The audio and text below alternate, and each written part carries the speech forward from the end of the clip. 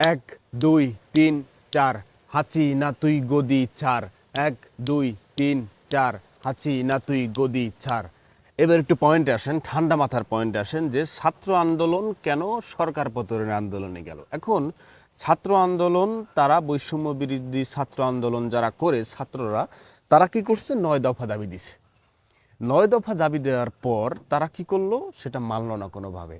ছাত্ররা তো তাদের দাবি আদায়ের জন্য রাজপথে থাকবে, আন্দোলন করবে, রাস্তাঘাট বন্ধ করে দিবে, গাড়ি ঘোড়া চলতে চাইলে সেটা পোড়াই দিবে, তারপর হচ্ছে কি আপনার গাড়ি রাস্তার মাঝে কাঠকুটা জ্বালাই দিবে।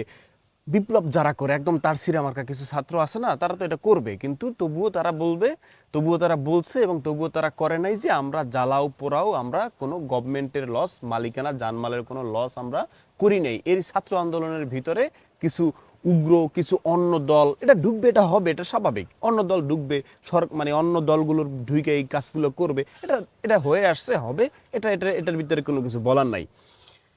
তো ছাত্র আন্দোলন তাদের স্পষ্ট কথা, আমরা মেট্রো রেল পুরাই নাই, বিটিভি ভবন আমরা পুরি নাই, আমরা জ্বালাও পোড়াও করি নাই, আমরা নিরস্ত্রভাবে কোনো লাঠি চটা ছাড়া আমরা আন্দোলন চালাই গেছি। চালাই আস্তে আস্তে আস্তে আস্তে কি করলো এই গভর্নমেন্ট আস্তে করে তাদেরকে, শিক্ষার্থীদের দুধ খাওয়া বাচ্চা বলতে গেলে, তাদেরকেও হত্যা করলো, তাদেরকেও খুন করলো। এবং তারা কি করলো, শেষ মুহূর্তে আইসা তারা গণকবর দিল, ইন্টারনেট তারা বন্ধ করে দিল। ইন্টারনেট বন্ধ করে দিয়ে তারা কি করলো, তারা স্টুডেন্টকে খুন করলো, তারা স্টুডেন্টকে ট্রাক ভরে নিয়ে মানে ওই ভিডিওটা দেখছেন না, পুলিশের গাড়িতে একটা এইভাবে লাশ উঠাইয়া তারপরে ফালাই দিছে, তারপর ডিভাইডার, রাস্তার ডিভাইডার পার করে আবার দিছে। ওইখানে একটু ওই ভিডিওটা খেয়াল করবেন, যখন একজন পুলিশ, যখন লাশটা ফালাই দিছে, যখন একজন পুলিশ পা দিছে, সে লাশটা দেখে আতঙ্কে উঠছে, ভয় পেয়ে গেছে, পুলিশ হয়ে ভয় পেয়ে গেছে। তাহলে এরা ওই সময় কত গণকবর দিচ্ছে। এবার পয়েন্টে আসেন, এখন তারা ছাত্রদের সাথে বসতে চায়। ছাত্ররা, শত শত ছাত্র মারা গেল, তা নিয়ে তাদের কান্না নাই, তা দিয়ে তাদের বিবৃতি নাই, তা নিয়ে তাদের নাই, তাদের কান্না, চোখের জল এবং অন্য কোথারও জল, সব জায়গার জল বাইয়ে বাইয়ে পড়ে। সেটা কিসের জন্য, মেট্রো রেলের পিলারের জন্য, সেটা কিসের জন্য, বিটিপি ভবনের জন্য, সেটা কি জন্য, 10 নম্বরের পুলিশ বক্স পুরাইয়ে দেওয়ার জন্য। কিন্তু এই হিসাবটা তাদের মাথায় আসে না যে একজন ছাত্র যদি বেঁচে থাকে, মেধাবী মুগ্ধর মতো ছাত্র যদি বেঁচে থাকতো, এই দেশকে কত হাজার ডলার দিত। চিন্তা করতে পারেন। তো মুগ্ধর মতো মানুষ, এখানের মতো মানুষ, সেখানের মতো মানুষ, সব মানুষগুলোকে তারা হত্যা করলো, খুন করলো, করতেছে। 9 দফা দাবি মেনে নিতেছে না। এখন ছাত্রদের ভিতর থেকে অন্য অন্য দল, সারা বাংলাদেশের মানুষ রাজপথে নামলো, যেহেতু সরকার কোনোভাবেই দায় দাবি মাইনা নিতেছে না।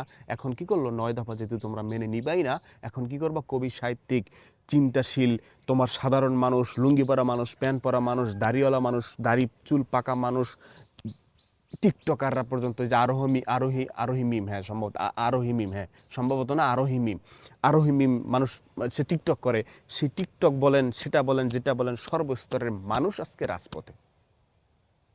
আজকে দেখলাম গান গাইবে শিল্পীরা, গান গাইলে রবীন্দ্র সরোবর গান গাওয়া এই সিচুয়েশনে উচিত না। হান্নান যে র্যাপার, আওয়াজ উঠা গান গাই আজকে রিমান্ডে, আজকে জেলে, তার জন্য রাজপথে, শাহবাগে গান গান আপনারা, প্রেস ক্লাবে গান গান আপনারা, শহীদ মিনারে, ঢাকা বিশ্ববিদ্যালয়ে যান আপনারা, রবীন্দ্র সরোবর ওই ব্রিজের পাশে যাইয়া ওই কোনার ভিতরে গিয়ে আপনারা এই গান গাইয়েন না, রাজপথে গান গান, রাজপথের আওয়াজ উঠাইতে গিয়ে হান্নান আজকে জেলে।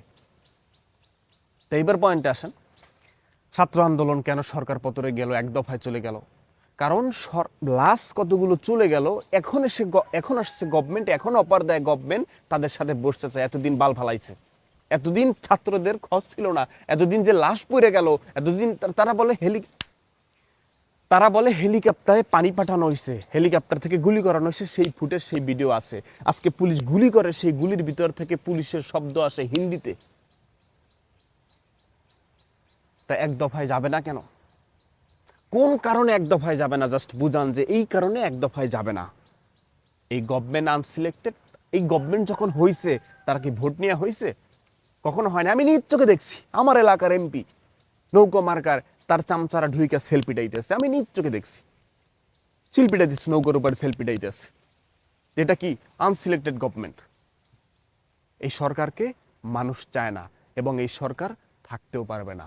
টুডে অর টুমরো সেই দিনটা খুব কাছাকাছি চলে আসছে। এই সরকারকে সাধারণ মানুষ, এই দেশের মানুষ, বাঙালি, তারা চায় না, তারা তাদের কাছ থেকে সরাই দিয়েছে। মানুষের ভিতরে 1 দফার দাবি উঠে গেছে, এখন জাস্ট তোমার চলে যাওয়ার অপেক্ষা। চলে যাও, চলে যাও, চলে যাও, সরে যাও, তোমাকে বাংলার মানুষ চায় না। তুমি বাংলার মানুষকে অনেক দিছো, সেলুট, লাল সালাম, আদাব, শুভেচ্ছা, ভালোবাসা সব কিছু তোমার জন্য, বাট নো মোর, তুমি আর থেকো না, তোমাকে এই বাংলার মানুষ আর চায় না, চলে যাও। এক দফা এক দাবি, শেখ হাসিনা তুই কদে যাবি। 1 2 3 4, শেখ হাসিনা গদি ছাড়। 1 2 3 4, শেখ হাসিনা তুই গদি ছাড়, বাংলার মানুষ তোকে আর চায় না।